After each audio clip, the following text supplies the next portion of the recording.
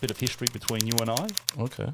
Right? So Do we really want to go there? Well, our wives are probably watching. they probably are, yeah. Wife, if you're watching this, none of this ever happened. We met each other in 2004. Okay, if you say so. I think I was very, very drunk. If you were drunk beforehand, I'm very impressed. Absolutely.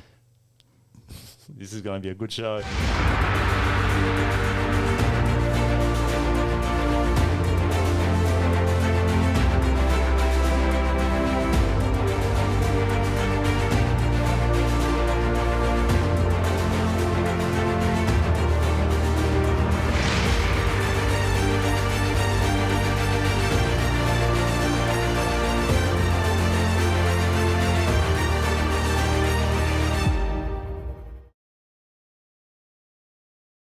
Dean, Peter, isn't this exciting? Look at what we've done to your studio. Hey, have a look. can I have a look? Look Oh at my that. God, you've destroyed it. Absolutely, we've destroyed it. This wasn't part of the contract. No, absolutely not. And you'll probably find that I probably use the word absolutely a fair bit. That's good. Tony Blair used to do that in order to obtain trust among voters. This is actually a fact. People analyse his speech patterns and they say that absolutely is one of the words that he absolutely used the most. And people voted for him. He was there for ages. You know, he resigned on his own accord, right? Absolutely. Oh, okay. So we're calling our show, the very first show on My Greek TV, Romaic Ruminations. Absolutely. Right. We're chewing the fat off the Greek community. We are chewing the fat off the Greek community. So why Romaic Ruminations? This is something that you came up with, right? Did I? Don't point the finger at me, Pete. You did. I'm getting the finger pointed at. You came up with it. So well, why? okay. Ruminations, chewing, digesting, regurgitating, because that's what cows do. They ruminate. And Romaic, because Romaic has to do with Hellenism in its modern form, iromni, romyosini, how that relates to us as modern Greeks, bridging the ancient and modern divide. Right. But mostly because you like alliterations and you said so. I love alliterations. And I couldn't really come up with anything that has to do with Hellenic. I was thinking Hellenic hauntings, right? Hellenic haute couture, and then I got sidetracked, so we got left with the ruminations. So I'm sorry, I apologise. Hey, I love it. Hey, it's an alliteration, and I'm actually quite happy with it. So we decided to actually experiment a little with the format of the show. It might change as things go on, but I think that the formula we've got is, well, let's come up with let's talk a little bit about very briefly about a bit of history between you and I. Okay. Right. So do we really want to go there? Well, our wives are probably watching. They probably are. Yeah. Wife, if you're watching this, none of this ever happened. Don't believe anything. So a couple of things. One, we met each other in 2004. Okay, if you say so. We did. I think I was very, very drunk. No, you were giving a talk. Oh, I'm good. I'm happy that you said talk after that. Yeah. If you were drunk beforehand, I'm very impressed. Absolutely. This is going to be a good show. Now, we've basically got, they've struck up a friendship. We have caught up many times. We've had many conversations, usually talking about many aspects of Greek community, Greek culture, Greek history. And we thought that given that the two of us enjoy our conversations so much, maybe 2 or 3 other people out there might enjoy them as well. See, this is a problem for me, Pete. I would have thought that if there are so many years of friendship, that things would have developed past the stage of only talking about the same thing. No. And yet it appears that we've been speaking about the same thing since 2004, and there's been no development. None at all. And things have become stagnant. Yeah, absolutely. And I really wonder what is happening with us. Well, maybe this show might spark something up. Who knows? I don't know. I just want to point out that I am wearing pants underneath this desk. It's a pretty heavy desk. Absolutely. Okay. So what we thought we'll do is you tend to post maybe 10 posts a day on Facebook?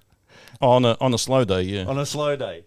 And I thought that once a week I'll choose maybe 5 or 6 things that I found interesting. Okay. And then maybe we can talk about it a bit. Yeah, we can give that a go. And so let's start off with something very light. So we've actually called this something, haven't we? We've actually called this Facebook.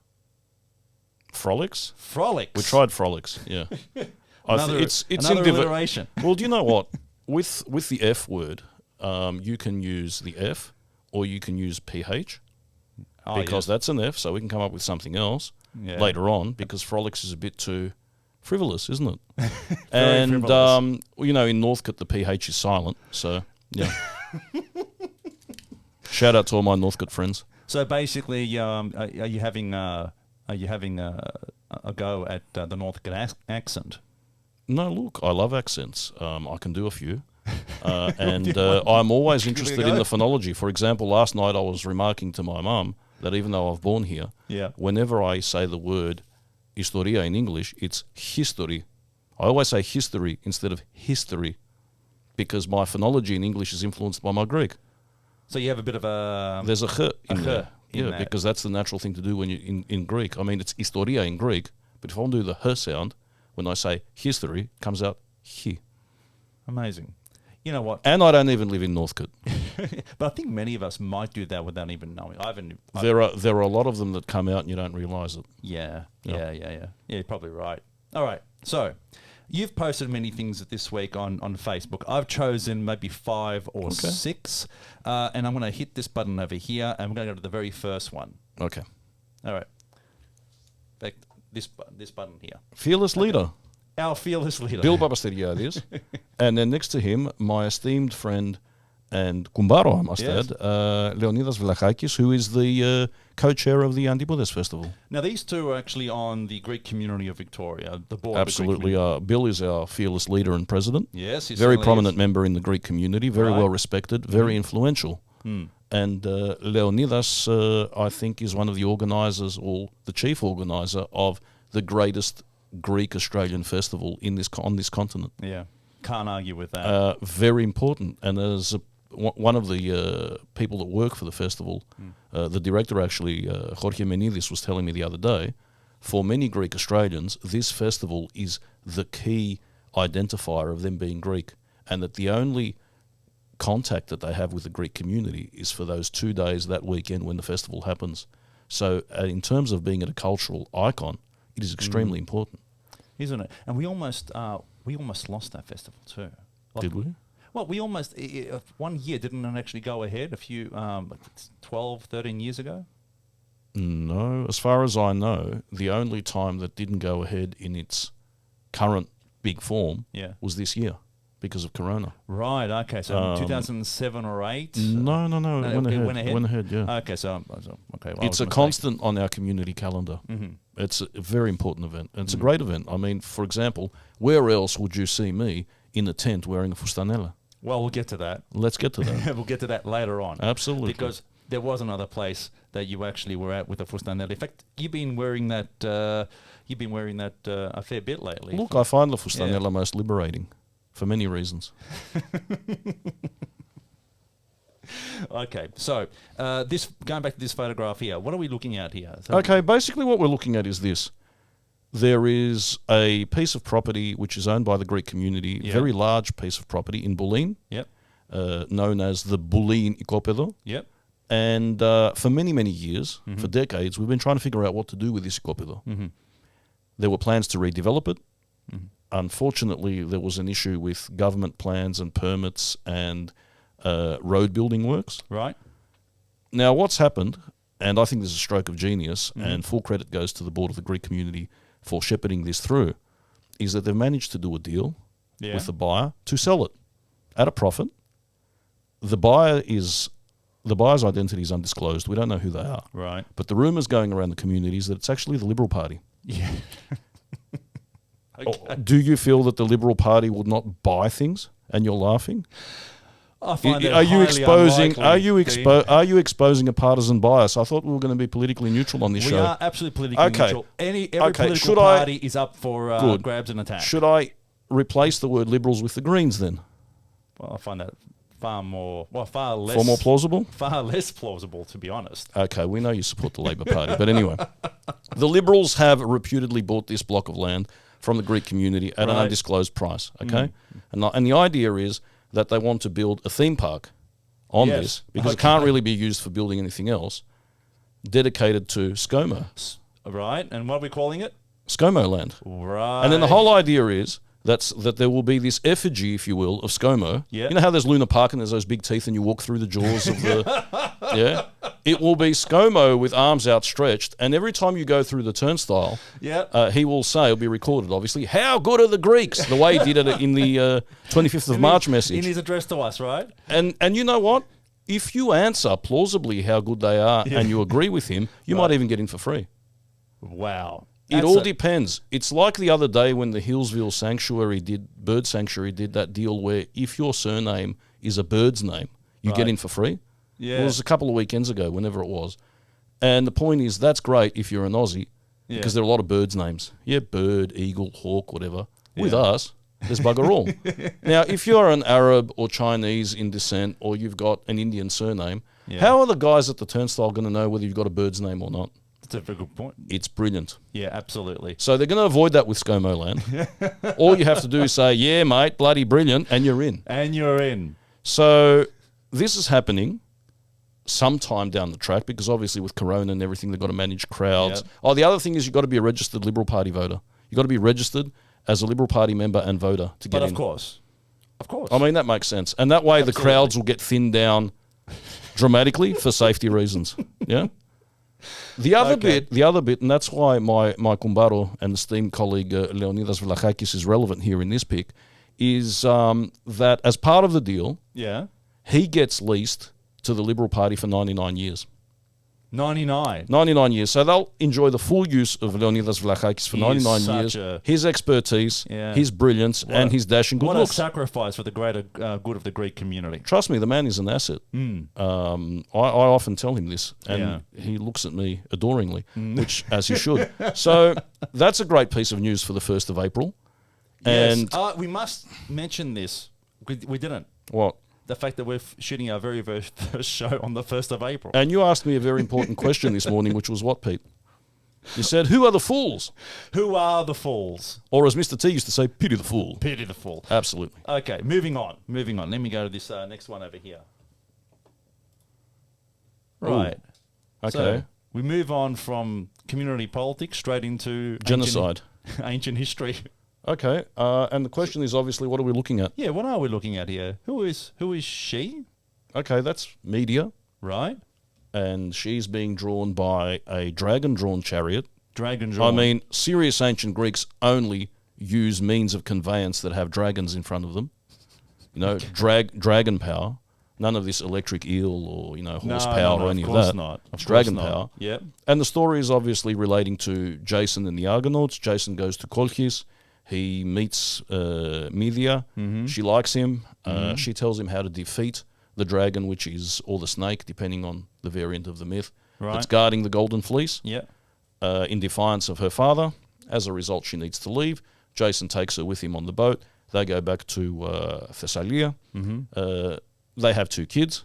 And then he falls in love with another woman. Right. And she's not happy. So she kills her children. And you can see them down there, the dead children. So, okay, let's go back to this now. Yeah, you can see them down there. They're the 2 kids. So that's her two children? Slaughtered by their mother, yeah. Because their father... fell in love with another woman. And what? She didn't want his spawn to continue or something? No, we'll get to that. So what happens is that she escapes. Right. Because she's semi-divine. She escapes on this chariot which belongs to the god Helios, which is why you have the rays of the sun. Right. And she goes to Persia. Yeah. And her son that she fathers in Persia, right, or Persis, is the ancestor of the Persians, according to Greek myth. Fantastic. Now, she's used as a motif in Greek mythology for the irrational, for Eastern passion, because even back then we're creating stereotypes. Yeah. You know, the West is supposed to be logical, clinical, based on rational thought, whereas the East is passionate, subversive, and also it's a female stereotype, that women get enraged, that women know no bounds, that hell hath no fury than the woman scorned, is the old expression. Right. That's what's happening here, and she's wearing a Phrygian cap, which is that peaked cap there, the high cap, which is a symbol in ancient Greek art of the East. That Phrygian cap. Yeah. And where does that name come from? Phrygian? Phrygia is a euphemism for something else. Only joking. I'm not Phrygian going to go down that path, but it is northwestern Asia Minor. Yeah, Phrygia. Oh, wow. Now the Phrygians are related to the ancient Thracians, and their language is very similar, and that language is considered by some to be closely related to ancient Armenian. Wow. Okay. That's something else. So that's what we're looking at here. We're looking at this woman who is a symbol of mystery, of sexual power, but also of evil, according to Greek myth. Amazing. And she occupies a lot of the discourse, feminist discourse, about how women are portrayed and why. Okay. So, a lot learned there. You reckon? So she gave birth to who again? Perseus? Persis. Yeah, the not ancestor of Perseus. the Persians. No, that's someone else. One of my earliest childhood memories is being taken to a production of Media, the ancient play, Right. where there's I can't remember where it was, somewhere in Melbourne. It was outside. It was an outdoor Local theatre. production.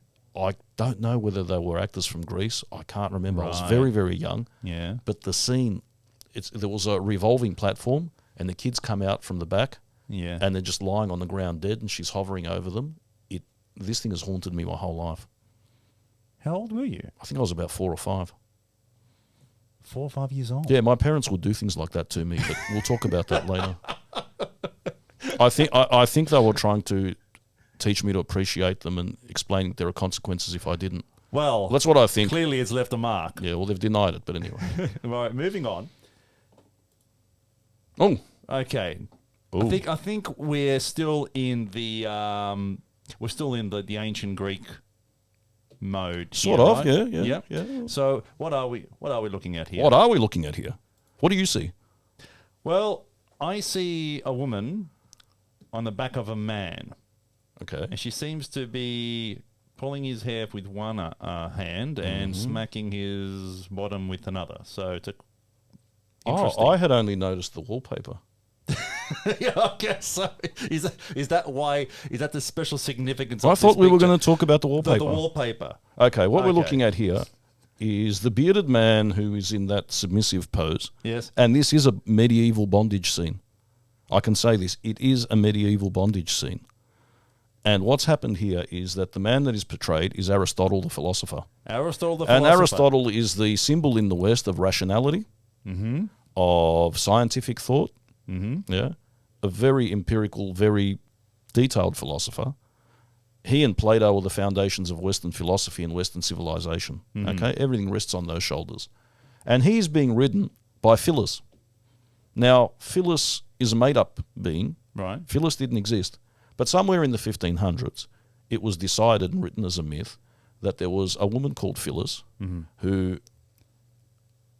Aristotle lost a bet, and as a result, the forfeit was she would get to ride him and whip him. What? And what this symbolizes for the people riding at the time, this was in Germany, it's a German myth of the 1500s, Okay. is that Phyllis represents the power of female sexuality Right. over male intellect, and the subversive quality of female sexuality and how it can subvert this rationality that males are supposed to embody in that stereotype. Isn't that just another way of saying that males just think with one body part? And No, that's the one actually... I would say that instead of smack daddy, this is smack mummy.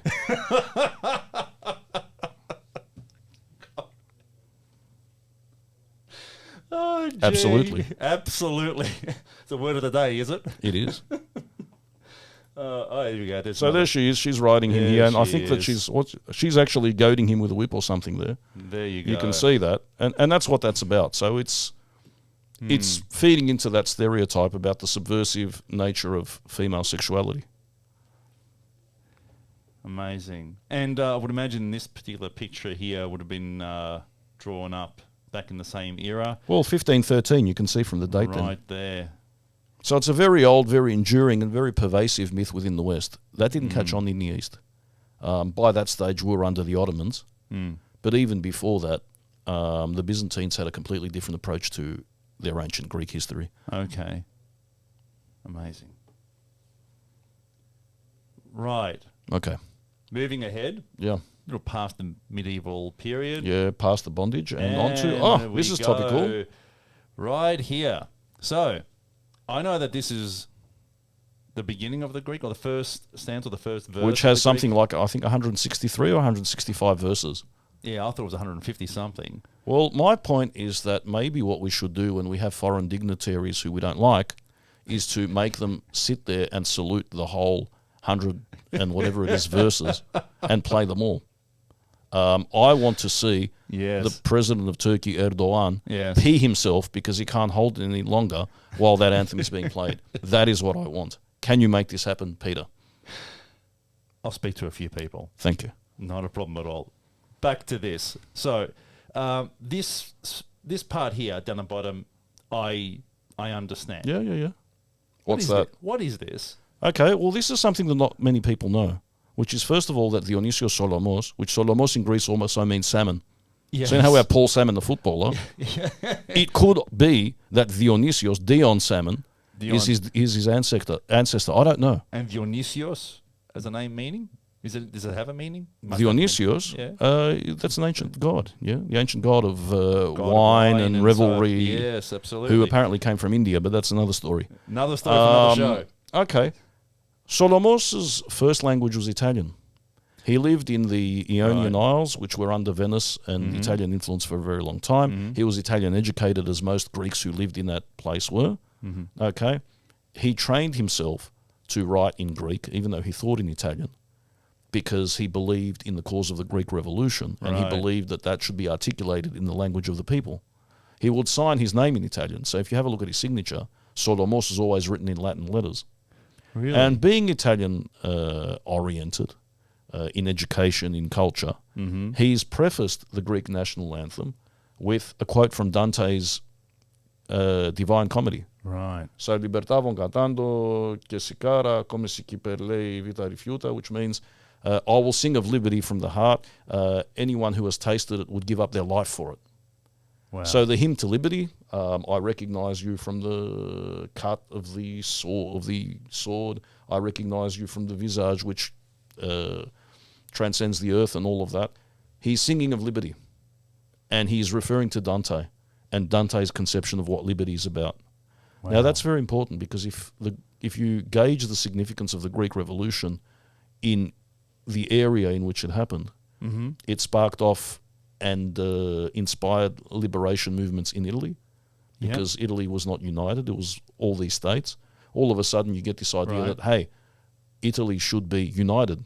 And that's why you get many of the Garibaldini, the followers of Garibaldi, later on coming to Greece to fight for the liberation of other parts of Greece, because they've already fought for Italian independence and unification, and they want to do the same thing with the unredeemed territories of the Greek people. So you have that. And there is that direct link between the two. Wow. So that's what that's about. Our national anthem is prefaced with an Italian quote by Dante. I think that's cool. I think that's fantastic. It's really, really cool. There you go. Staying in Italy. Okay, let's go. Let's Staying in Italy. there. Okay. Can you tell me something about this I can. library here? Well, this edifice is where I went when I went to Venice. Yeah. And I was dying for a cup of coffee. So this is in Venice? Yeah, this is Venice. This is Piazza di San Marco, which is the major hub for tourists. It's a place that actually almost defines Venice, if you like. It's where everyone that's where you go. It gathers, and they're all wearing those funny hats, and it floods every so often. It does flood every so often, and you see all of these Asian tourists scurrying to save their shoes from destruction.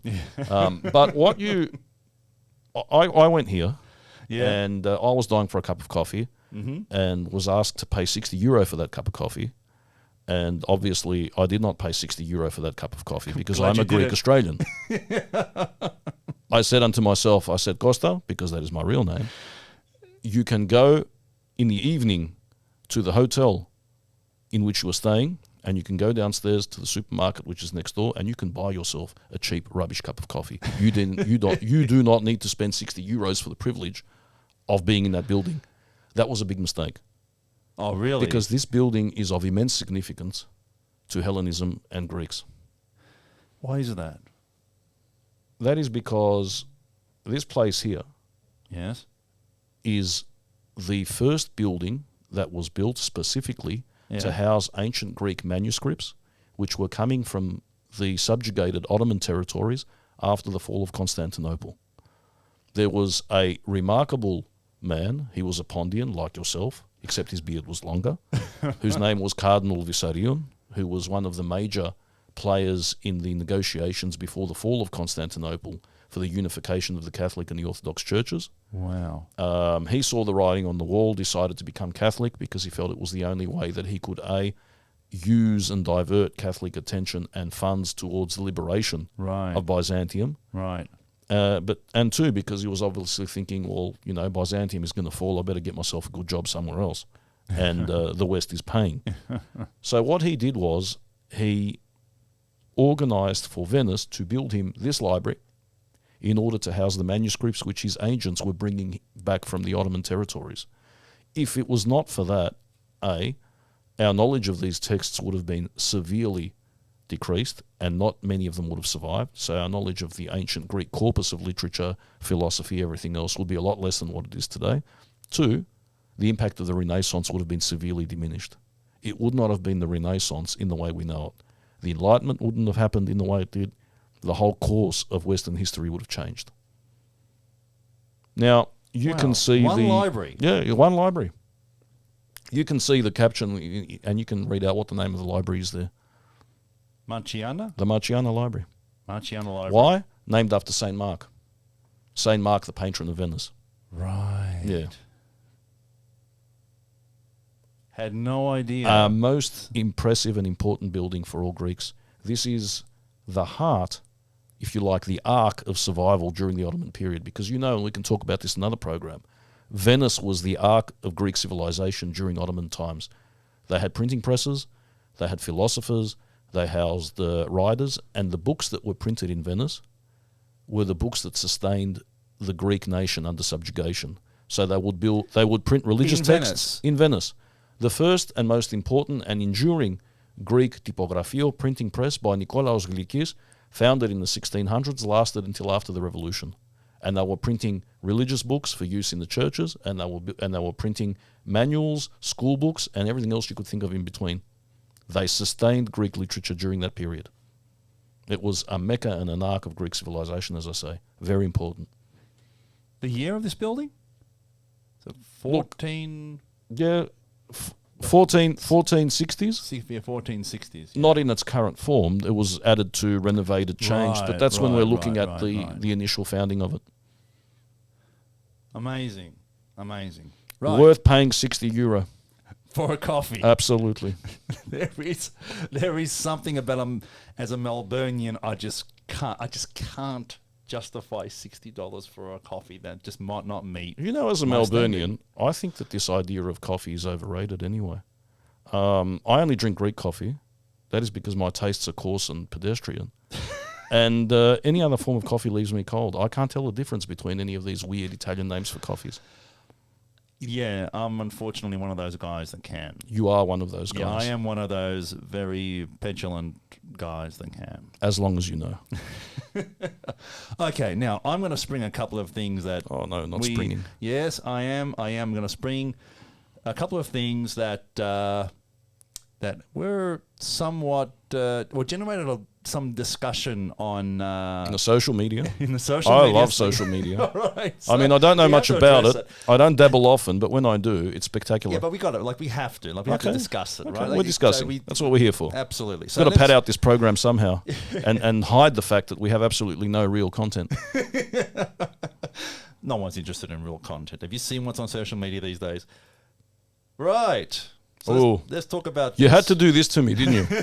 Well, you had to do this. Mate, you put a post up. Yeah. Okay, you put a post up. And the post mentioned something about rugby colours. Yeah. Right. So... Because I follow the rugby. Well, you're clearly a Bulldogs fan, Absolutely. as am I, and I've got to thank my godbrother Papulidis for that. But this particular, Sorry, can I just get you to back up a bit? Yes. Your godbrother is the Papulidis, the Papulidis, the Papulidis of Sydney fame, of Sydney, the fame. doyen of the Pontian community in Sydney. Well, I wouldn't get that far. He is your godbrother. He is, yes. I wish you had told me sooner. I don't think we can be friends anymore. Well, it's too late. The It is too late. The show must go on. Yeah, absolutely. Absolutely. So, going back to this. Now, Okay. this is the thing, right? I have my own opinion on this. But my understanding was that there was a petition for the New South Wales government to light up the Sydney Opera House in blue. Yeah. Blue or blue and white. Okay. In honor of the 25th of March and in commemoration of the 25th of March, right? So they did this, but they've added like an effect on the Opera House. Admittedly, when I saw that, I thought, yeah, that's nice. Okay. That's nice. That's good. You look like just the kind of guy who would. Well, I wasn't expecting. I wasn't expecting a masterpiece. I do know this though. When the announcement was made, there was a Photoshop picture that was circulating. That's right, of the Greek flag, and that sort of raised everyone's expectations. It did, didn't it? Yeah. Right. So, like everyone was expecting that, and when they didn't get it, There was disappointment. there was. There was disappointment. It was palpable. You could hear it in the ether of social media. And I'm talking about not just people outside of Sydney, but even people within Sydney. Yeah. So, your thoughts on that at all? Well, my thoughts are this. Anything that doesn't have the Pontian eagle emblazoned on it is not valid. That's the first point. Oh, come on. The second point is this. What is this? I don't understand what this is. This is a cordella, a ribbon, which is gracefully floating on the arcs of the Opera House, the most iconic building in Australia. Right. That is what everyone looks at and refers to when they're thinking of Australia. Yeah. And what is it? I don't know what it is. Does this say Greece to me? No, it doesn't. That doesn't say Greece to me. That says cordella to me. And for me, I don't know who conceived of this as a way of representing Greek freedom, but to me it conveys nothing. I would have thought that'd be like the stripes of the Greek flag. But they're not. These are three stripes. Yeah. That could be the flag of Uruguay. I suppose. It could be the flag of Uruguay. Then a lot of people Let have me said, bring well, it back look, up you know, this is a... shouldn't we get too worried about this? Because what this actually is a take of the Greek, the official Greek logo for the 2021 independence celebrations. Ah, yes, of course. From Greece, which right? has Their been logo. which has been lifted from an old Russian logo Oh, wow. for a celebration of something else. So it's not really original anyway. It's been copied. Right. And again, it says nothing about 1821 or 2021. And my question is this. I may accept as a valid argument the fact that, yes, this may be trying to emulate the puerile attempts of the Greek government to celebrate a celebration by employing Soviet imagery. Oh, God. But, A, why do we have to follow the puerility of and sterility of the thought of the Greek government? Right. I don't understand why. We are Greek Australians. We are not labouring under the inept regimes of Greece. And B, we are Greek Australians. And when we're considering what does the revolution mean to us, how does that convey that concept? I'll give you an example. What should the revolution, in my opinion, mean to Greek Australians? The revolution was about... the revolution was about establishing a state as a safe haven to protect and nurture the Greek people so that they are not lost. Right. Okay? Here in Australia, how does that relate to us? That relates to us in the following way. We are here, if we are to respect the sacrifices of those ancestors who died or fought in the revolution in order to create a sense of modern Hellenism and to foster the continuous development of Greekness, Right. Sydney, Yeah. we have to take any steps possible to retain our identity here. Okay? Right. In any form, whether that's language, culture, religion. I mean, Hellenism as a topic is so vast, it's inexhaustible. It exhausts superlatives, yeah? Yeah. So what's that got to do with it? What does that say to you or to me? To me, it says nothing. To me, it says, let's put a cordella there, and which says nothing, which is neutral, so that we can get the Greeks to say, you know what? That's it. We've done you a favour. Bugger off. But if it was just blue, just let's say it was just blue, or just blue, and half was blue and half they just left white. Are you saying that would have been preferable? Yeah, I do. Really? And I'll tell you why. Because blue and white are national colours. This design doesn't come from anywhere. So you're saying that the actual ribbon they've got going through The ribbon is a problem for me. Right, for you. Now, Okay. I accept people who say, well, no, you're stark raving mad, because people have been saying that all my life. And there may be a dose of truth in that. And I respect people's opinion. Some people may have looked at that and said, that's great. What I found interesting were those people that said to me, look, you shouldn't be complaining because we should be grateful Yes. to the Australian government or the state government Yes. for doing this for us. And my response to that is no. We shouldn't be grateful. They are not doing us a favour. We are part of the intrinsic fabric of this country. And we've been around for a very long time. And as historians progress in their research of the Greek presence in Australia, it's getting pushed further and further back. We've been here for a very long time, okay? Right. Since at least the 1820s, Yes. yeah? That's right. Okay.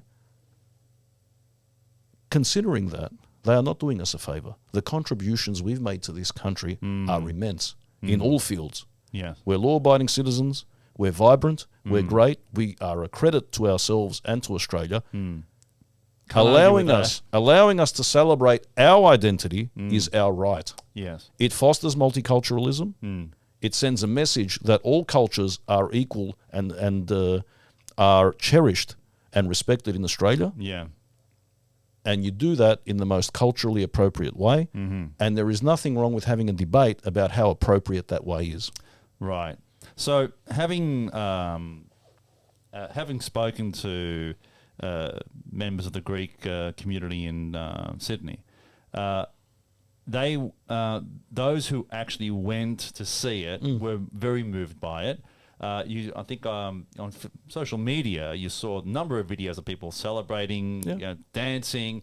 So all in all, I believe it was a successful event and conveyed. Well, in the end, it achieved its desired outcome, and that is it gave the Greeks, especially of Sydney, an opportunity to celebrate their, and then to commemorate and celebrate the 25th of March. But I might concede the point on... Why are you sitting on the fence? Are you trying to be a neutral host here? I am not trying to be a neutral host, but I do believe that anything that helps the community celebrate and commemorate things, I'm in favour of, even if it's not 100% perfect. And I concede that you make one point, and I can see why the ribbon can be distracting. I personally don't... I'm expecting some Russian gymnast to be dangling off this ribbon and entangling her legs in some type of gymnastic contortion while this is going on. I respect people's sensitivities and sensibilities. Right. I respect that for some people this is the bee's knees, and the fact that the government has condescended to give them this is important to them, their identity. For me personally, and I don't judge anyone, I don't think it was that appropriate. I think it could have been done better. For me, driving the other day through Oakley as I did, and coming across a solitary weatherboard house in the middle of Oakley on which had been appended a Greek flag, was much... you posted that too. it was much more moving. I haven't got that photograph. That's okay, but that was much more moving. We do not need, although it's nice to get it, the accolades of the government in order to feel good about being Greek. No, we don't need it. No, we don't need it, but as you said... We don't need it. It is our right. It feels good when we get it, but we don't need it. It's a bonus. Let's say that nothing had been lit up anywhere. Right. would that make us feel any less Greeks? Absolutely I don't not. think so. No, you're So right. maybe You're the right. answer to the question is, and I've just defeated my own argument, which often is the case by talking around myself, that, you know what, that's okay. As part of a multifaceted celebration, which includes a lot of other εκδηλώσεις and a lot of other interesting δρόμενα, Yeah. because I can't think of the words in English at the moment. Okay, if that's what makes you happy, I'm not that too offended. Okay. Go Dogs. Go Dogs. All right, moving on. Now, here, I didn't put these photographs, these next ones, side by side, but you had them side by side in your Oh, post. that's right. We're going to talk about juxtaposition. We are. So, Okay. this was the first photograph on the Okay, left. let's go to the first one. Charming. Absolutely. And this was the photograph on the right. Okay. Okay. And you know what? I really can't remember the title of the post. The title was Two Greases. That's right. That's okay. Yeah, so two Greases. Yeah, Two Greases. And then, so, firstly, explain what the intent was of putting these two together. What is it that you were trying to say? Okay. I lifted these pictures from the Facebook profile of Professor Vasilis Nitsiakos from the University of Yanina. Right. And what he was trying to say was that in Greece, you have a vast disparity between privileged and entitled people, Right. who, by virtue of their position, are able to get things done and are movers and shakers and are very prominent. And you see there Mrs. Vardinogiannis, who belongs to one of the most powerful and rich families in Greece, next to Mrs. Angelopoulou Daskalaki, who you would probably know was the instigator behind getting the Athens 2004 games happening. Is that her? That's absolutely her. Is that her? That's her. I remembered what she looked like. I did not recognize her. So there are these very powerful, very prominent Greek women, and then you have your yaya in the choryo. So for me, and the way I understood Professor Nitsiakos is, you have the entitled and the powerful, and you have the people who are not powerful. Right. And then you can say, well, Okay. even though they're not so powerful, maybe they're just as respected. Yeah? Right. If Avos to choryo excites as much love and affection and awe because she's an old lady and because of what she symbolizes, and these ladies who actually are in a position where they can get things done, whereas Yaya can't in the public sphere, also excite respect and awe, but for different reasons. Okay. So I'm looking Makes at sense. Makes class, sense. I'm looking at power disparity, Right. I'm looking at these things. Yes. Now, the Facebook discussion that ensued underneath was completely different. It was, wasn't it? Yeah. Because it Which- went in a completely weird direction. So tangential, but not really unsurprising direction, which is people basically drawing attention to the rather sculpted features of the entitled ladies, Yeah. rather than anything else, and making comments about that. And in which case, certain ladies pointed out that the way people look is their right, and that you shouldn't be making comments about people's appearance, and idolizing the yaya. And I think one of your compatriots made this point. Idolizing the yaya as the paragon of what a woman should look like is hypocritical, especially if you're a male, when the male's wives in question are the ones that will use fake eyelashes, I know who you're talking about. paint their nails, get work done, and do all these things. Yeah. And it's a good point. And it just shows how certain aspects of misogyny, if you like, remain within the discourse and come out when you don't expect it. So I thought it was a very interesting teaching point. Yeah, so did I. Because you shouldn't be judging people on the way they look. No. You judge people on their acts, and you judge people on the way they engage. But those two photographs, though, we looked. Well, we've observed the way they looked, and we've used that to, to act as a metaphor for these two classes, right? Yeah, absolutely. Because so that was but then that also led to the fact that you shouldn't judge, and that became an issue. That became an issue. Yeah, would that have been an issue maybe 10 or 20 years ago? Would people have drawn that same conclusion and gone down that path 10 or 20 years ago, or is it something that's a product of our time today, and especially after the Me Too? No, I think the judging on appearance is something that would have definitely happened 20 years ago.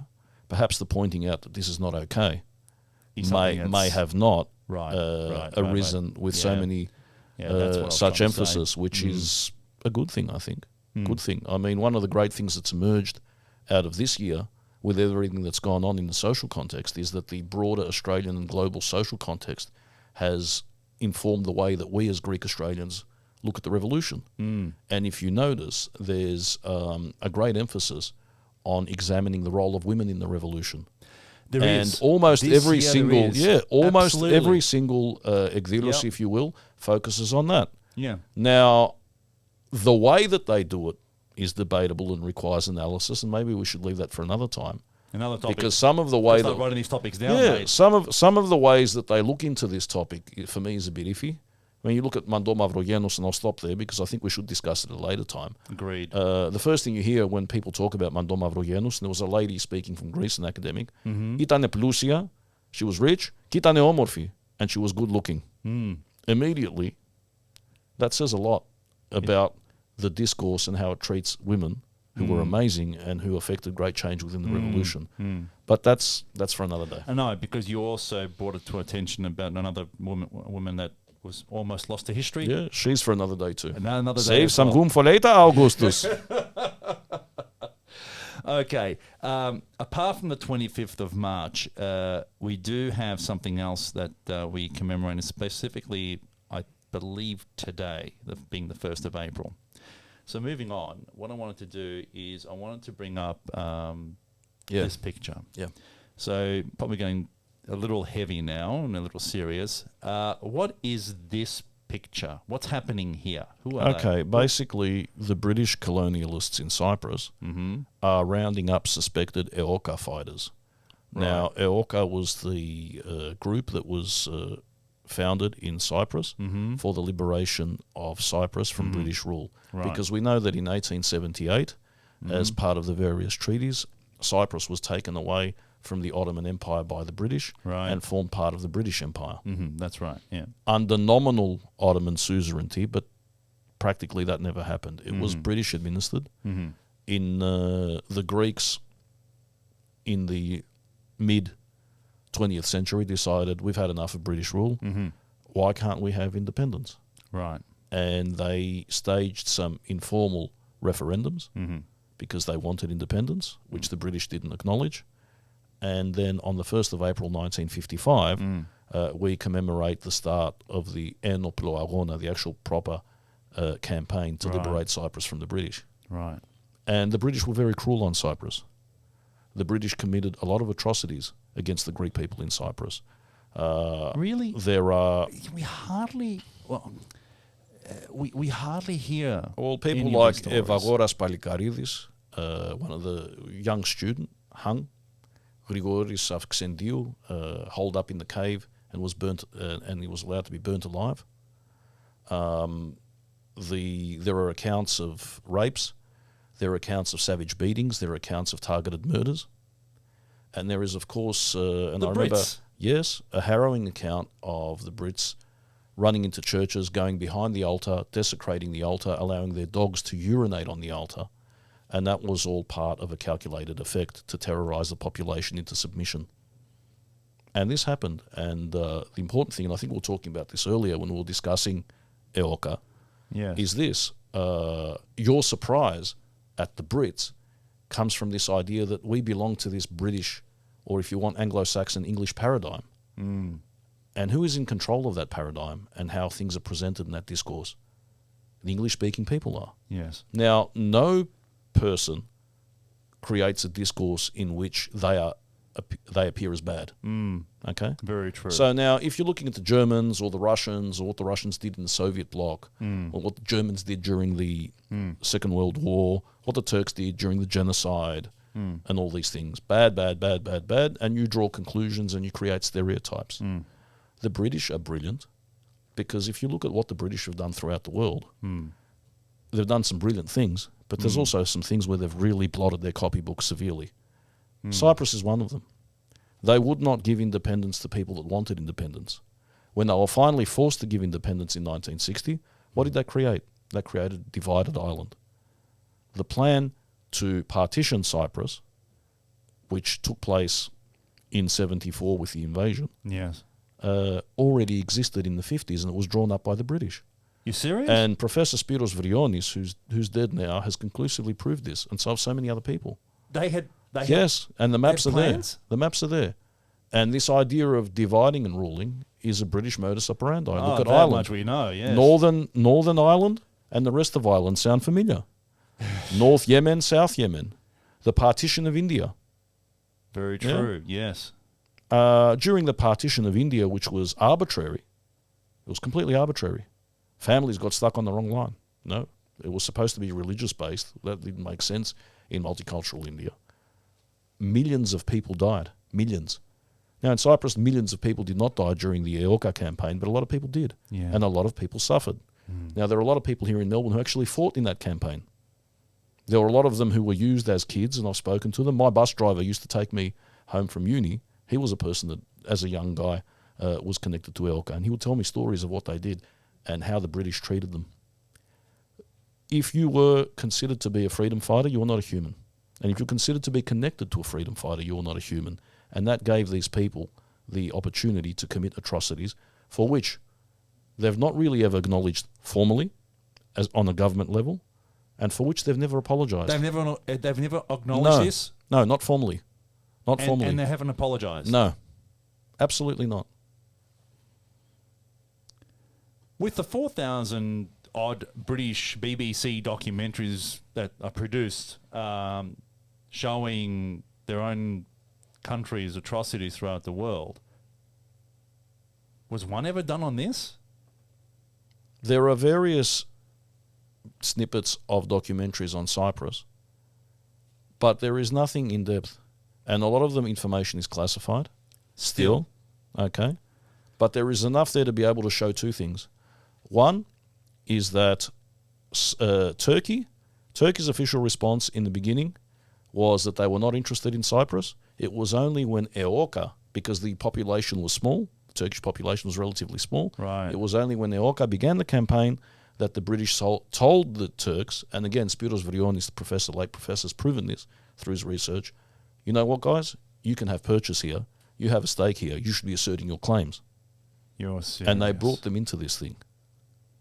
And we all know what the results of that are. Divided island, untold suffering, division between communities who could live together under certain sensitive arrangements, and a perpetuation of hatred, and a festering sore which is being exploited by various parties for no good reasons.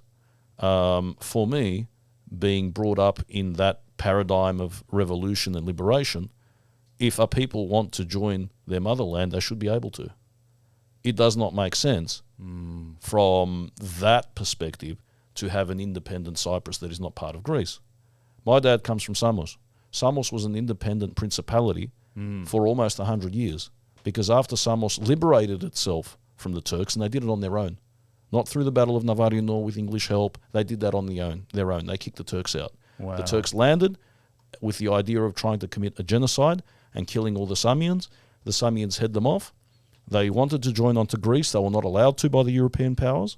So for almost 100 years, between I think 1826 to 1913, so a little under 100 years, Samos was an independent principality. Turks were not allowed on the island. They paid taxes to the Ottoman Empire, but they were their own country basically. But the aspirations of the people were for enosis with Greece. And in 1913, that happened. All of the other Aegean islands, Ikaria the same, all of these islands, Crete. Crete fought how many revolts in order to join onto Greece? Yeah. Cyprus was the same. I mean, Cyprus raised the flag of revolution under the Metropolitan Kyprianos in 1821, and he was martyred as a result. Serious? The national aspirations of the Cypriot people were always for enosis with Greece. The idea of creating an independent Cyprus was a way of managing the NATO relationship between Greece and Turkey and making sure that certain Western interests were not compromised. It had nothing to do with the wishes of the vast majority of the people. Vast majority of the people. For me, that's an international crime. Now, history has taken its own course. One does not have to belong to the Greek state in order to be a Greek. And our existence here in the Antipodes proves that. Cyprus has taken its own trajectory, and I respect that. What I do not respect is the way the invasion took place and the atrocities of the British people on the island of Cyprus. And of course, we need to add that, the Gelia base is a British base on Cyprus, so they still have their claws. I saw on the island. Like 2 or 3 Yeah. territories, areas you can't touch. Yeah, basically they And all seem to be on the southern side too. Yeah. I don't know of any in the north. No, there aren't any, because course not. technically we don't recognise, if we're British, we don't recognise the North's existence, even though we allowed that to happen. Yeah. And even though Cherie Blair, the wife of your friend Tony, absolutely, man, represents the interests of people who want to buy in Northern Cyprus and do all these things. Really? Or I should say occupied Cyprus, because that's what it is. Yeah, absolutely. So for me, Eoka is a great day. I pay respect to the people that fought for the liberation of their country. I feel very sad that their ideals and their pure motivation was impugned, and Cypriot people just deserved so much better. My mother was actually she's Cypriot, born here though, and had not left Australia at all until she got to her mid-50s to late 50s. And what she then did is she took a trip and she went to Cyprus for the very first time. And Mum never really had any or harbored any animosity towards Turks or the Brits for that matter. Not a very politically, not want to say motivated, but not very well informed with regards to that, except for the fact that she would tell me stories about her cousins wanting to sign up in 74 and go and fight the Turks when the invasion basically happened. But she refrained from getting involved in becoming emotionally, too attached to the issue. Then she went to Cyprus. And our area in Cyprus is Takatehomenon, the occupied area. And which part in particular? Rizokarpasso. Okay, so you're from there. Yeah. With the Englovismeni, there are still Greeks who live there. Yes, and my aunt and her auntie, so my grandfather's sister, was living there up until maybe 3 years ago. Wow. Because she just became too much. Too ill. But she ended up, but her cousin, Andrea, took her, typical name Andrea in Cyprus, took her to that part of Cyprus and a village, and she saw the smashed headstones and the graves.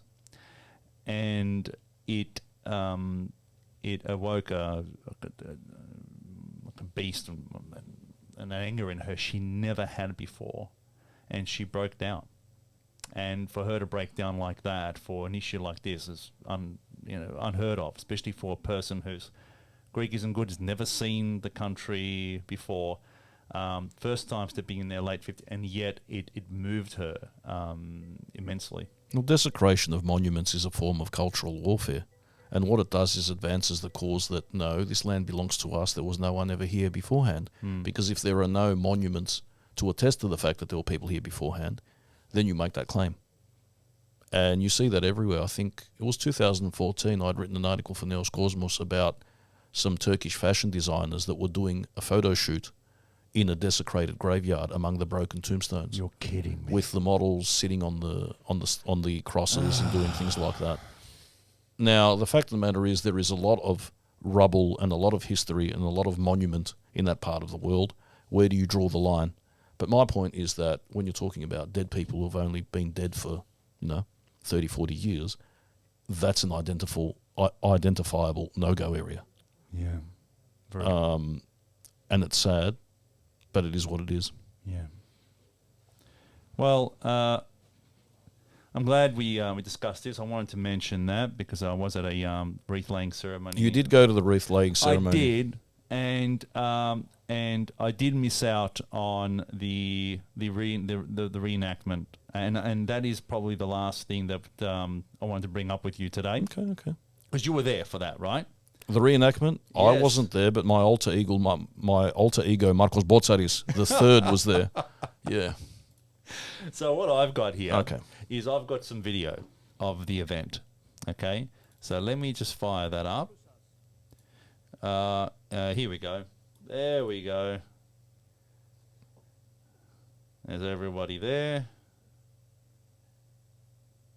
Now, there we go. So a couple of speeches here. Yeah, that's our Consul General, So Mr. Consul General, Kakavellakis, that's right. our latest superstar. Now, when did you give your speech? After all that. After all that. So it was Yeah. was it after the firing of the? No, it was just before, because what happened was everyone got onto the proscenium, and then I read a poem Yeah. which had to do with the Alosi of Tripolitsa. Fearless leader. Bill Papasteriadis there, making a great speech about the importance both of the Church of the Evangelismos, because this reenactment took place on Lansdowne Street, which is in front of Evangelismos Church. Right. Now, for those of you watching at home, Evangelismos Church is the oldest Greek church in Melbourne. It was built, I think, in 1897, partly with gold from Tsar Nicholas. I didn't know that. Yes, and I think some of the coins that he sent are actually buried in a time capsule beneath the foundation stone. You're serious? And it was built as a multicultural church for all Orthodox people living here at the time, which was Greeks, Syrians, and Russians and Bulgarians, very few. Wow. And interestingly enough, the architectural firm that built that church, about 20 years later, built St. Eustathios in South Melbourne. So those two are sister churches. Really? And that church, which looks very 19th century to us, was actually designed in such a way so it can look like an exotic Orthodox church. The original plan was supposed to have a dome. It was going to look a lot different, budget constraints. Yeah, but we've got this building, and we really need to cherish this place because it is the foundation stone of our organised identity here. I think the Greek community of Melbourne was founded around about the same time. It was. roughly. 1896, I think. Somewhere around there. So we're looking at, I mean, we're here before that, but this is the foundation stone of our organised presence. Right. Very old church, very beautiful church. It had a lot of historic icons which unfortunately were destroyed in the fire, which took place. Recently, right? Yeah, about 6 years ago. But the church has been restored, and it was opened as a restored church for the first time on the weekend. And I love the fact that everyone congregated around there to celebrate not only the 25th of March, but also this church, which is the touchstone of our identity. And of course, 25 Martiu is also η γιορτή του Ευαγγελισμού.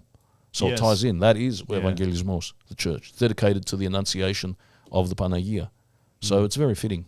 And so here we have our fearless ladies on the horses, and that's probably Bubulina, and we know that her name was Bubulina because she used to sneak up behind the Turks and go, boo.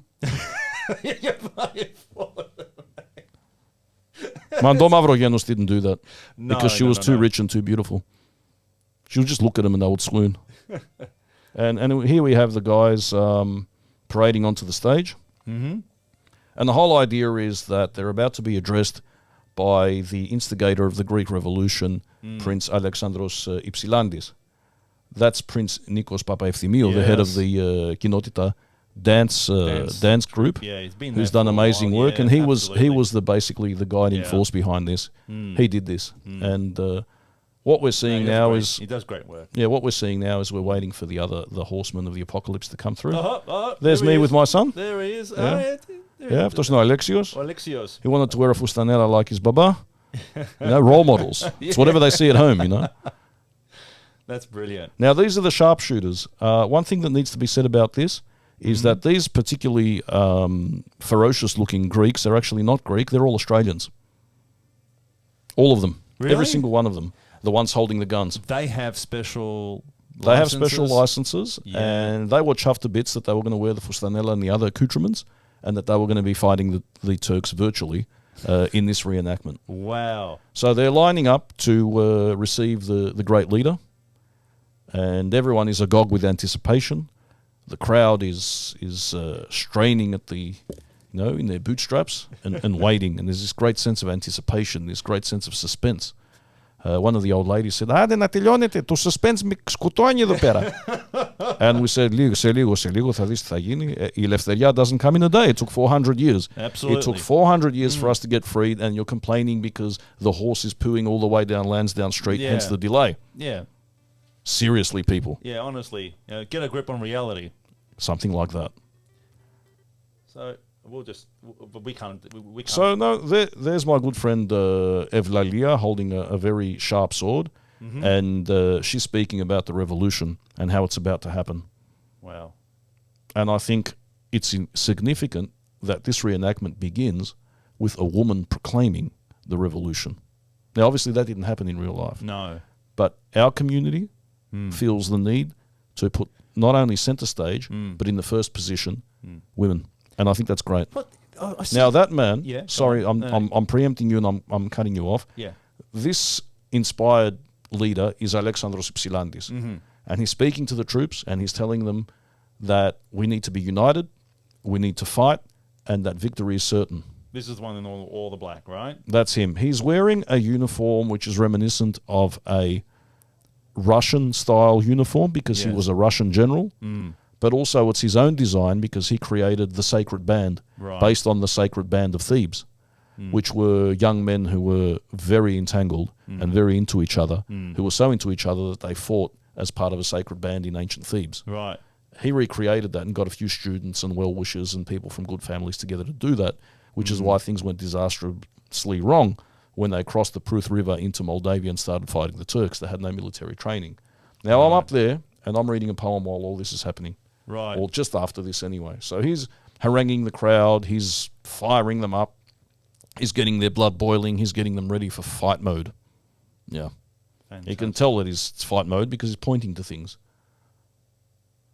Yeah. So I think this was the most impressive bit here. Yep. And this is the bit which I found interesting because, quite frankly, I'm not into guns, although I've got a collection of 19th century Balkan pistols. Hopefully we can actually hear the sound. Let's do that. Bum. Yeah, Bum. I think there was a point where the sound actually cut out. On this Yeah. Well, look, I think it was very loud. Yeah. And they fired 3 rounds, and then they advanced to the enemy, firing in skirmish order. And the crowd went absolutely bananas. Some of the older members of the crowd had tears in their eyes. Why? Are they people that glorify war? No. They remembered their youth. They remembered that the firing of guns to Chorior during these kind of things was par the course.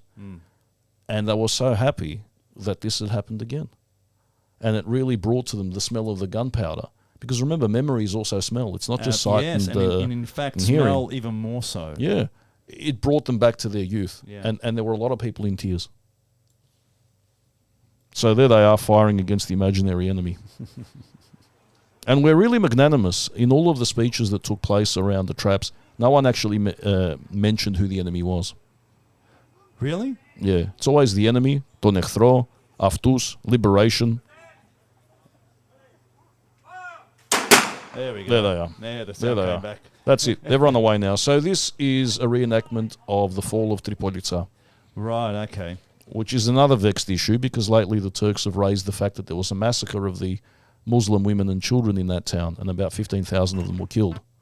So they're raising that atrocity as a, if you like, andivaro to Greek claims about genocide. So now everyone's liberated Tripolitsa, and they're having a bit of a victory lap in dance around the city.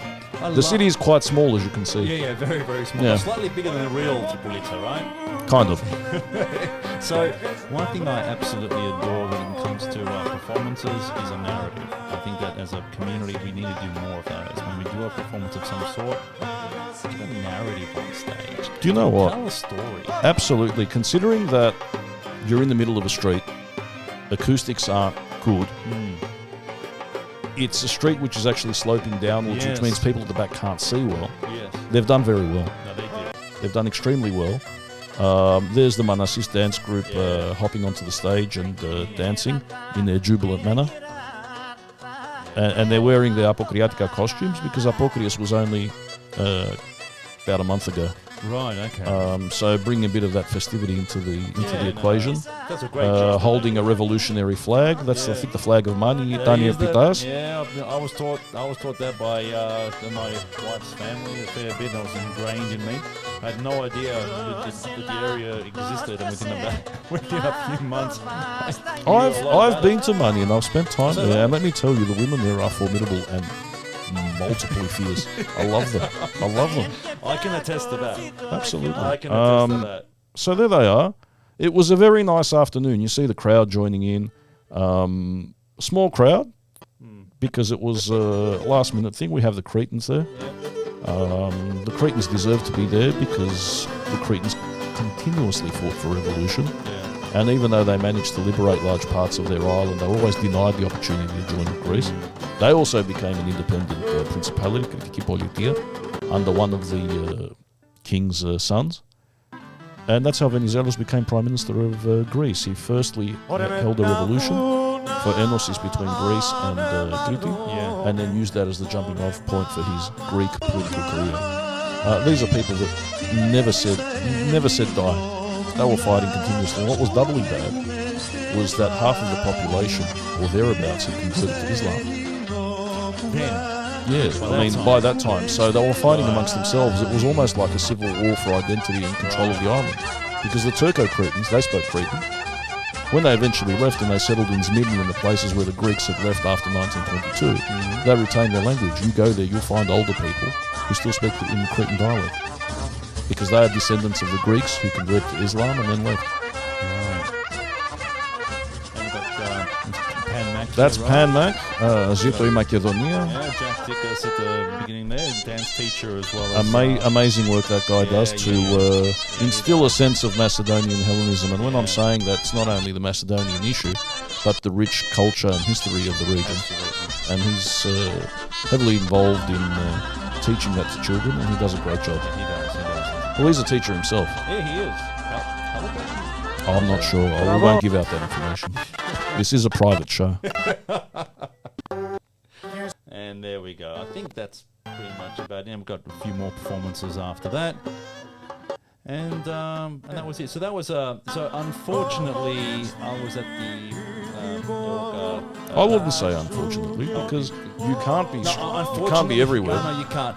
I mean, I wouldn't. And it's very important to have people at Orca. Yeah. So let me tell you this. It was unfortunate that both events were at on the same time. Yeah. But I would, if I had my time over, I would definitely go and get this is funny for that event because it's extremely important, specifically for my two girls who were in a Syrian school while this was going on because they're half Assyrian.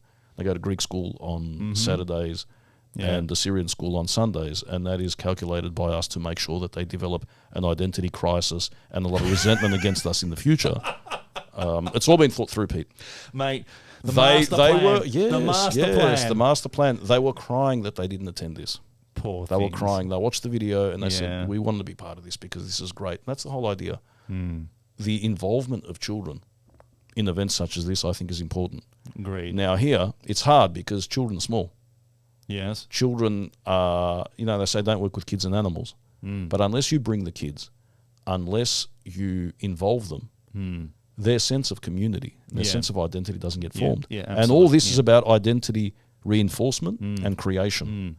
So which is why ο μικρός, εγώ θέλω να ντυθώ σαν τον μπαμπά Fustanella, picked him up, told him, θα έρθεις μαζί μου, όταν θες να κάνεις τσίσα θα μου πεις, he's only 3. And there's a bit where I'm holding him and one of the other guys is saying, there's something running down. And he urinated all over my good Fustanella. You're serious? He did this. The boy did this because he was too embarrassed to tell me θέλω να κάνω τσίσα in front of the crowd. Poor thing. And let me tell you, it was the proudest moment of my life. Because it was all for a good cause. But it's identity formation. These are the crucial times, the crucial memories that filter through and create an identity. Now, you and I often talk about how brilliant it is that we are Greek and how boring, because we're both in our own way involved in what goes on in our community here in Melbourne. How boring it would be if we were just mainstream people. Oh, yeah, absolutely. Now, why would you not want to involve your kids in this wealth and in this identity which has been created, and when we ourselves are responsible for driving which way that's going to go, I think that is true treasure, and we don't value it as much as we should sometimes. No, you're right, and the fact that we have each other, the fact that together we can go off and do this. Now, if you're a mainstream guy and you can't go and do this, people think you're crazy.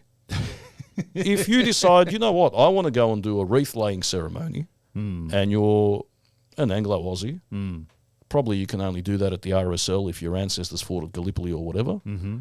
If you want to dress up in a weird costume and dance around the streets, probably you can do that in St Kilda or wherever on special designated festival days. But generally, this kind of cultural presence in Melbourne that we have, it's very hard to come by. And I think we should cherish that. We should, and find ways of making sure it actually continues. Now, it doesn't always have to be bread and circuses and theatre. There are other ways of propagating that identity. But this is the brilliance about us. There are so many of us, and there are so many perspectives, and there are so many interests, and there are so many microcultures and communities that there's something for everyone. I really love that. Yeah. Doesn't have to be just about the Cretans, or it doesn't have to be about Peloponnesos and Kolokotroni. There are so many aspects to everything that we do. And it doesn't have to be just regional either. But that's the point. Even the conversation that we've had and the discussion about the ribbon before on the Opera House is part of the discourse. Yeah. Discussing what makes our identity, what is the best way to express it, are there acceptable ways, what does this mean to us? That is all part of it, and because we are talking. And isn't it great that we actually have people that who care enough to have a discussion about that? Well, that's the thing. That's the thing. I've got a lot of friends who are non-Greeks, believe it or not. I actually know people who are non-Greek. Can you believe this? Impossible. I know. Impossible. I know. I refuse to believe it. And close friends, and they, from afar, watch what we do as a community. And they say, where do you find the time and the energy and the interest? It's a good question. These are people, for example, who come from countries which are close to Greece. And they say, who can be staffed? We don't do stuff like that. No one cares. And I say, that's to your loss. Yeah. That is to your loss, because we as a people, for 4,000 years at least of recorded history or whatever it is, have had something to say. And what we've had to say is a value. And everyone's got something to say, which is a value that adds to the broader mosaic. So why shouldn't we say it? Yeah. And why shouldn't we rejoice in it, be jubilant in what we have to say, and create new things to say? And I think that's a very small part, but a very significant part of what that's all about. And I want to see more of this. Yeah. Maybe with more dialogue. Now, the funny thing about this is, and I only picked it up when I watched the whole thing on Channel 31, I was asked to say a poem just before all of this started, the firing and whatever. And there's a part of it which says, Tria pulakia kathondan, that traditional thing. And I'm up on the stage and I'm holding my son, and my son's still attached to me, so he will not sit anywhere else. And while I'm speaking, he's trying to go down the stairs of the stage. So I'm pulling him, and instead of Tria pulakia kathondan, I said Tria paidakia kathondan. Okay, you have to explain and paidakia, 3 ribs. Instead of three birds were sent here, there, and everywhere. 3 ribs. I don't know if I was hungry. Brilliant. I don't know if it was subliminal. Absolutely brilliant. But you know what? Roast ribs for everyone. Right. So, that's that. Is it? Well, Okay. That's the program that I've actually had. Those were the topics that I thought that would generate a pretty good discussion. Yeah, pretty light on content. We actually haven't really delved into anything, have we? I'm actually quite disappointed. Well, there's always other opportunities. You say that. If you want to bring things heavily down, there might be opportunities for that in the future. I don't think that the producer is going to go past this pilot program, Pete. I don't think it's going to be a series. I don't think it's going to be syndicated. I know you got your hopes up, but he's a real bastard. Oh man, yeah. Well, we have to do something about that. We will do something about him. Let's just try to hide this episode from him, and we'll just create something else completely different that he's not aware of, and then give him a different site to go to watch it, and he'll be under the impression that it's a completely different show out there. What kind of show are you thinking? We'll probably leave that for when we turn the cameras off. I've got a couple of ideas. We've got cameras here, we've got lights here. I've always had this idea, of what we should be doing is getting really Aussie sports events like the cricket, and then superimposing a Greek voiceover and commenting. Του πετάει την μπάλα, αυτός τη χτυπάει με το ματσούκι και μπαμ, βγήκε από το στάδιο. Τούτος την έπιασε. Let's put that down as one of the... Because think of it, remember Richie Benno? Okay, now it's his turn to bat and running up to the crease. And it's... 12th man? Was it? No, Richie Benno was actually a real person. Oh, yeah, sorry. And he's, I thought you were talking about the comedian. Out for 6 and all that stuff. Yeah. Yeah. And they're so measured. And they're so placid because it's a gentleman's game. Yes. Your turn to bat, your turn to ball. Χτύπα το ρε με το ματσούκι ρε βλάκα, τι κάθεσαι εκεί πέρα. Θα σου έρθει κατά κούτελα. Inject some Greek passion into the game. Right. Maybe for a 2020 game. There is a Greek women's cricket team here in Melbourne. In Melbourne? Yeah, there is. And there's a Greek male team as well. Okay. Because, in Corfu, which was held by the English for how many years? They've got a team. They play it there. Yeah. It's the only place in Greece where cricket is part of the tradition. And they've got a team, they're actually an international team, right? But they're not in the A category or So something. I reckon that, and the other one that I'm thinking of is lawn bowls, which is a stately and slow game, but it's a game of great strategy and stealth. And why don't we bring lawn bowls into the Greek discourse? Appropriate everything. Yeah, I'll leave that with you, man. And sport is the most important part of the discourse in Australia. Yeah, well... And I know nothing about footy except Neither do being forced to watch games with my dad because my dad's a footy fanatic. Like my mother. And when they do that. I've actually been to Greek dances where the 60 and 70-year-olds are oblivious to the dancing and the revelry that's going on, and they're watching the game on their phones. Yeah. I've seen that. Yeah. I know someone, I can't say So if anyone's watching, can you take a photo of this? I know someone, and I can't say who missed out on their daughter's wedding. No, you got to change it a little bit now. Got to change it so that they don't throw something at you. Yeah, I just have. Yeah, you have, wasn't? Maybe. Yeah. And, It was actually his son's christening. You know who you are. In order for Pagan. In order for him to actually watch the match and actually turned up later on. Look, it happens, and my point is this is very important. It's amazing. I remember, because I'm an Essendon supporter for my sins, because that's where I come from. Right. And I remember having a client who comes up to me when the drug scandal was on and says, I'm gutted, I'm shattered. The integrity of the game is in tatters. And I'm just thinking like Greek. I mean, and also because, in the old days, grandmothers, my father loved the footy, and when you go to my grandmother's house, he'd watch the footy, and my grandma goes, "Τα βλέπεις αυτά τα πράγματα. Αυτά είναι φτιαχτά. Αυτοί είναι όλοι πληρωμένοι." And that used to make me laugh because I'd hear that everywhere. So it was all fixed. Yeah, all fixed. So the guy's telling me about the integrity of the game, and I'm remembering what my grandmother used to say. Mm-hmm. And I said to him, you know what? Maybe they should have a drugs league. He says, what do you mean? I said, well, you know what? When you're on drugs, you perform higher, faster, stronger. It's a much important and more interesting game to watch. A lot more things happen, feats of strength, dexterity, everything else. Maybe in order to preserve the integrity of this game, you have the drugs league and you have the non-drugs league. Okay. And people can choose which one they want to watch, and there are no deceptions. He looked at him as if I had said something really bad about his mother. He says, how could you say that? And that's when I realized that I'm culturally inept when it comes to sport. And I tried to read up on it, but I found it so boring, so that whenever anyone comes in, and says, did you catch the game? Yep. Oh, yeah. Bit of a fitness cloud hanging over them. And that's it. That's as far as I go. Then I have to change the subject. It's like the IT crowd. Yeah. You haven't seen the IT crowd. I have seen the IT crowd. Oh, yeah. So, that episode where Moss ends up picking up all this...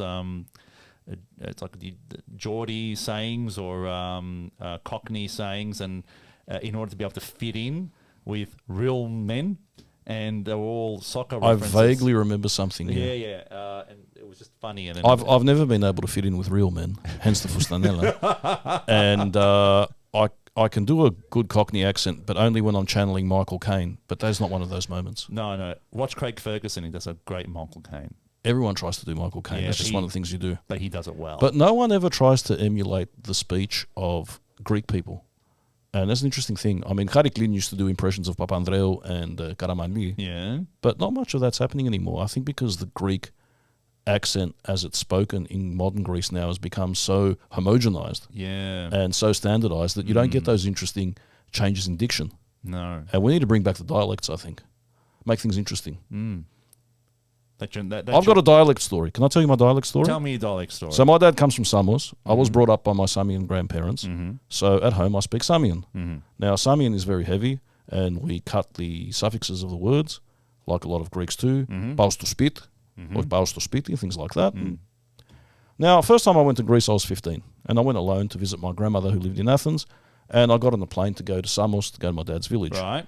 Now, in Greece... young people don't speak in dialect anymore generally. Speaking in dialect is considered a sign of not having any education and of being a yokel. Yes. And also people go to school, they're taught to speak the standardized Greek. Yes. Now, I didn't speak standardized Greek. I only spoke Samian. So I get on the plane, and there's a lady there, and she's speaking, she would have been in her 50s, and she's speaking really heavy Samian. And everybody else is laughing at her. And I'm thinking, this lady is my kin. Because my grandmother in Athens was saying, you will not open your mouth in public when I'm around because you embarrass me with your yokel Samian diction. You know, ya. It's not ah. Okay. So feeling oppressed and muted by my maternal grandmother and not being able to traverse the streets of Athens for fear of being considered an idiot, I'm finally on this plane and there's this woman who's speaking my language and I'm liberated. So I started speaking to her in Samian. And she turned around and I copped the biggest vrisidi you can imagine. From who? From her. Because she thought I was making fun of her. You're because kidding me. It was not plausible for a person of that tender age to be speaking that dialect. And that taught me a lot of things, none of which I can remember. So you started speaking Samian to impress upon her that you... No, I was just so relieved that I could finally speak in a normal way and not hold back. And yet, yeah. There you go. Great story. Yeah, whereas in my village when I got there, and everyone was speaking Samian, it was okay because no one was really interested in what I had to say anyway. So it was pretty good. Bring back the dialects, I say. Okay, well, that'll be your next project. And next show we do, you can... well, you know, you Pontians, you're always forcing your dialect onto everyone else. And whenever you're around, like you have this stock, you have this stock like 5 words that you know because no one knows any more than that. And then you just chuck them at us, and Don't be silly. Many of us know more than all 5 right, words. 10 max, and you chuck them at us, Yeah. and we're like, okay, well, this is Pontian, and we're not listening now because we don't Because you understand. don't appreciate the gems that we toss at you. Does not mean that we don't want to hold the gems, Dean. That's the thing, you know. You're holding these gems as if they're really weighty and that there's something else. I just want to point that out, that your body language infers the weightiness of these gems. What you infer, Yeah. what is different. And what I imply might be very different as well. I love this semantic illusion. It makes sense. So yeah, you have these dialects, and you're sprouting them off, and you're saying this and that. We're like, oh, that's Pontian, that's really cool. And the Cypriots do it. I mean, everything sounds really cool in Cypriot. You know, Ida Bukamis Kumbare and all that things, and it just rolls off the tongue. It's musical. I absolutely love it. It's musical, and Peloponnesian is just so bland and boring. And I can say this because I'm not one. And I decry and I demand a revolution against Peloponnesian cultural hegemony. Oh, of course, because that's the. Can we do this? That's the accent that's been appropriated by the rest of Greece, right? Yeah, apparently that's been foisted upon us. And you notice one thing, how our language here has changed as a result of mainstream Greek television. And I remember growing up, especially amongst the oldies, you know, you had your taxesio, και το φένσι, του πένσιο, είμαι πενσιούχος, and all these other phrases. A lot of that is dying now. Because Greek satellite TV has been in most homes, at least for 20 years now, that has changed the way that we speak. So in the old days, you'd go to some old person's house and say, bye-bye. And now you get stokalo, you get something like taleme. So this old person saying taleme. Ότι κάνεις μεγάλε. And you're thinking, no. You are bye-bye, hello. Yeah, that's right. No. How are you, Dali? I have not noticed that. So the unique dialect that was in the process of being created in Australia is being destroyed by 2 things. One is Greek TV, because it's influencing the way we speak and relate to each other, because we're picking up expressions from there, and because it's a legitimizing force. That's the way they speak over there, therefore that's the way we should speak. That's something which is inherent within the Greek psyche. I remember in the 80s watching Greek videos, mostly Tamtakos and Stathis Psaltis, and making notes. That's how they pick up the phone. This is what they say. They don't say alao, they say embros, or legete, or whatever. That's right. This is how they act. This is what they say in this, and you take the notes and you bring that back. Now that on steroids when you're watching Greek TV. Question is that authentic? Is that not? Well, look, that's part of the dialectic of negotiating a culture and developing it. It takes a trajectory of its own. It does. Had there been no Greek TV, we would have had a lot more Australian words, I think, in the way we speak Greek. Yeah. A lot of the grammar would have infused the way we speak the Greek language. That's not happening as much as it used to happen. And of course, you have the Greek language on that side enforcing homogeneity and bringing us back to the motherland. And on the other side, we have the rapid assimilation and loss of Greek language in whatever form among the second, third, fourth generation. So there's two opposing forces that create an interesting linguistic paradigm. And we have to... And I've just used a lot of big words that make no sense. That's also another topic. Yeah, we've just exhausted that, so we're going to have to come up with something else. No, I'm talking about language. Language. The maintenance of that, of the maintaining of of the Greek language here in Australia for the foreseeable And again, future. which one?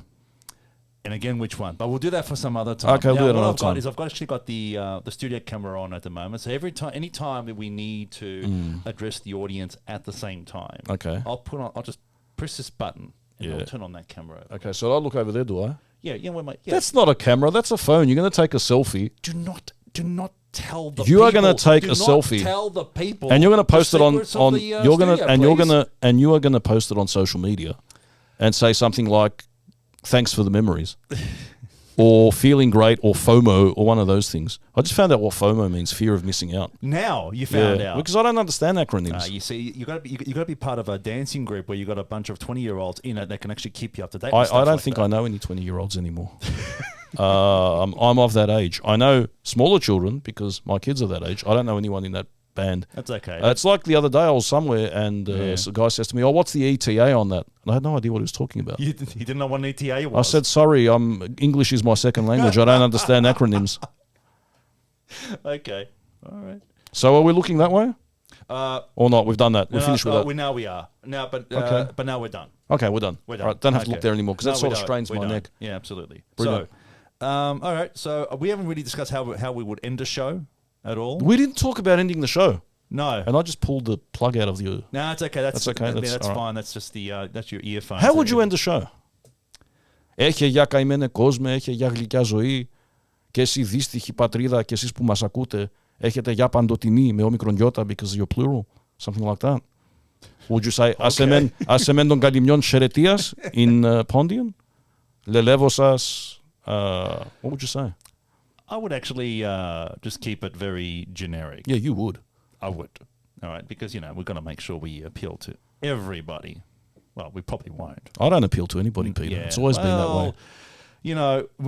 We might appeal to 2 people. Let's aim for 3 at least. Okay. All right. Who are those 3 people? Do we know them? You know what? It's probably best we don't. All right. Yeah. All right. So, okay. So we'll just end the show now, and we'll figure out an ending next time, I suppose. You know what I'm thinking for the ending? What? Aida. Bum, bum, bum, bum, bum, and we just march off, looking purposeful. In actual fact, we're all going to go to the toilet because we've been talking for hours and we had coffee before. We have. In fact, let's do that. Let's put this camera on. Okay. Let's take our earphones So we're taking the earphones off? Yeah, and then we're just going to basically turn around and say goodbye. Okay. And we'll just walk off. Okay. Bye.